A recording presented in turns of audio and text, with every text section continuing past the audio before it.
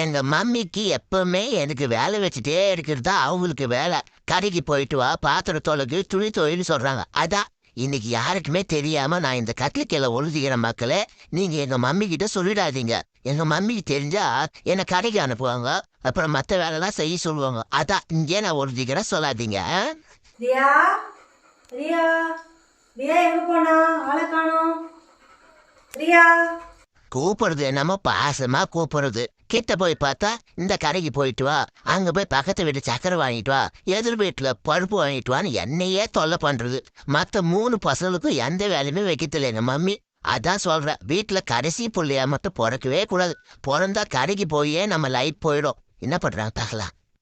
ரியா எங்க போனா? ஆளை காணுமே. நாங்கெல்லாம் போய் ஹோட்டல் போய் சிக்கன் ரைஸ் சாப்பிட போறோமே.